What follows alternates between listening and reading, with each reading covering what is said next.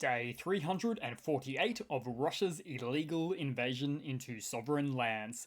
Juzzy here, and today I'll be performing another highly condensed QuickTake Edition because it's nice to post a little bit of something instead of a whole lot of nothing there. So we'll move across to the Russian military losses today quite quickly. So currently they're sitting on 132,000. 160 Russian military personnel losses, so an addition of a battalion for the day, so 870 military personnel losses there in the past 24 hours. Then when we look at hardware, a whopping 11 tanks, 10 APVs, and 5 artillery. Then we'll move back to the map and we'll start out in Ukraine, in Kharkiv in particular, to the north there.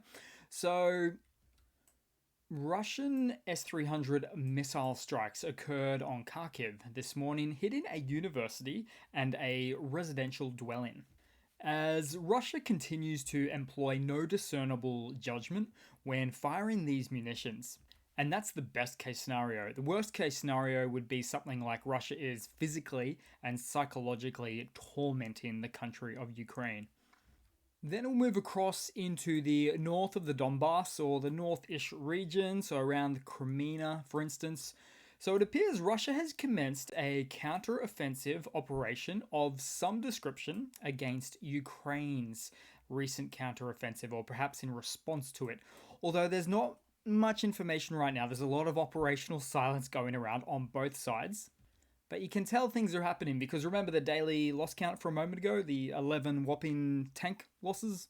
Quite the spike, some of which certainly come from this region, this area right here. Of course, there's a bit of a build-up of Russian troops there. We've got a lot of oinky pigs signifying the potentially a battalion or so build-up of Russian forces, which is what each one characterizes there. Then next up in the map, now not exactly battle related, but the Russian occupiers are burning books in the Luhansk Oblast. So any books from schools, libraries that effectively contain any pro-Ukrainian identity and any historical references to the Ukrainian people. Which is not a good look for Russia, who simultaneously appears to be copying from a 20th century playbook, whilst at the same time completely ignoring so much of the 20th century. Because you might know who the most famous book burning country in modern history is. That's right, Deutschland, Germany. So that is to say 1933 Germany in particular, just before World War II, where Hitler and the crew were looking to get rid of anything un-German. Didn't work out too well for them though. Then we'll move across on the map to, let's see, so it's hiding here, Druzhkivka, right there, just below Kramatorsk. Now the Russian army conducted 2 missile strikes at this location overnight, and I'm reminded of how Russia struck this location about a month ago, and claiming a massive victory of striking an AFU accumulation point as a response to Russia's embarrassing Makivka loss just before that. But what they actually hit was just an empty ice skating rink, which they of course claim took hundreds of AFU soldiers. Then we'll move across to Bakhmut, obviously a key area at the moment, which is slowly, perhaps very slowly, becoming more and more isolated by the Russian forces. That's a pretty strong word to use, but we'll stick with isolated for now.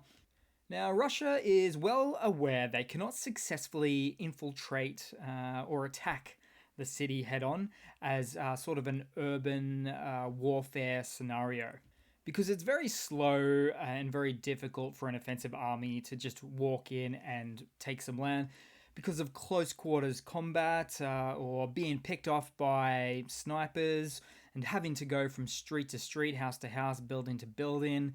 It's just not a very effective military doctrine or methodology for an army to do. So as a result, Russia is still continuing its attempts on encirclement. Almost like copying the basic military tactics of the recent Soledar formula.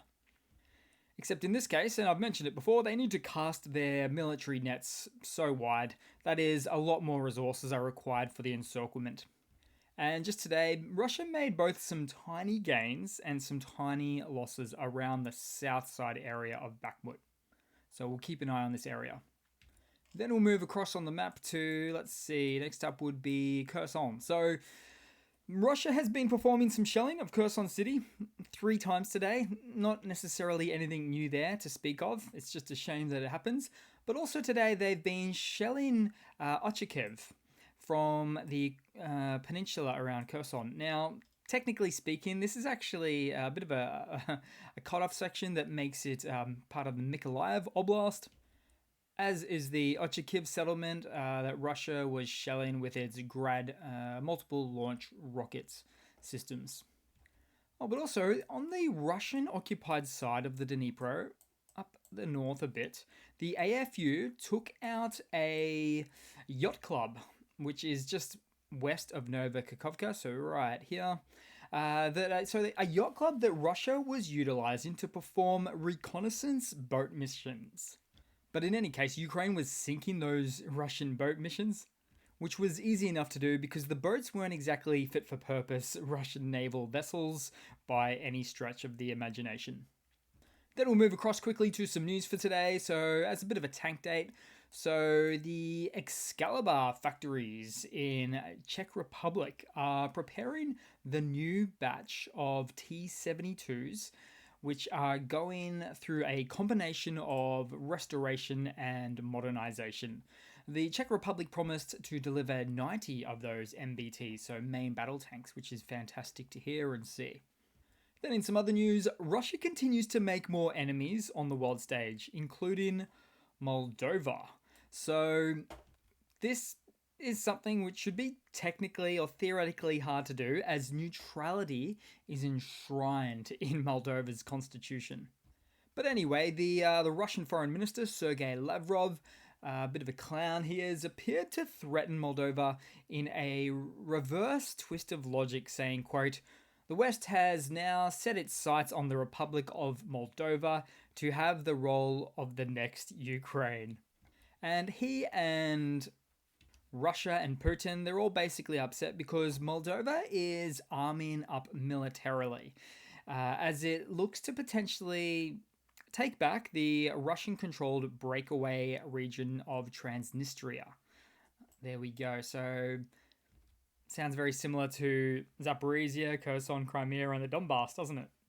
And interestingly, it houses a lot of Russian troops, about 2,000 or so not a lot, who are protecting a large sum of Soviet-era heavy armor and munitions. The biggest outside Russia, 20,000 tons worth. So Russia wants to hold on to that war chest of ammo as much as it can, but Russia would certainly love to increase its control over the rest of Moldova too, if it really had the chance. But right now, specifically, Russia is upset that Moldova isn't looking to continue communication or talks with the breakaway region of Transnistria there. Then we'll move across to something a little bit lighter for the day. So here we have the commander of the Ukrainian volunteer unit, the Charter Unit, that plays Beethoven on the piano in the ruined empty concert hall in Bakhmut. And he says not all piano keys are working. I might be a bit silent here, let him do his thing, but good for him. And then a bit of a funny to round it all off with, so kind of funny. I'll call this one taking out the trash. So a Russian SPG that was disguised as a pile of trash was destroyed by a Ukrainian artillery strike near the city of Donetsk. Trashes to trashes, dust to dust. So first they lived like this out in the field and in buildings, quite notoriously might I add. Now they camouflage, or attempt to camouflage, their heavy armor like this. They never cease to surprise me. So what was once covered in trash has now become trash. Just a whole bunch of scrap metal. And I have so many predictable dad jokes for this one that I'm just going to stop now. So thanks for watching, guys. Please leave a comment, subscribe, hit that like button, and I do hope to see all of you guys there in the next one. Cheers.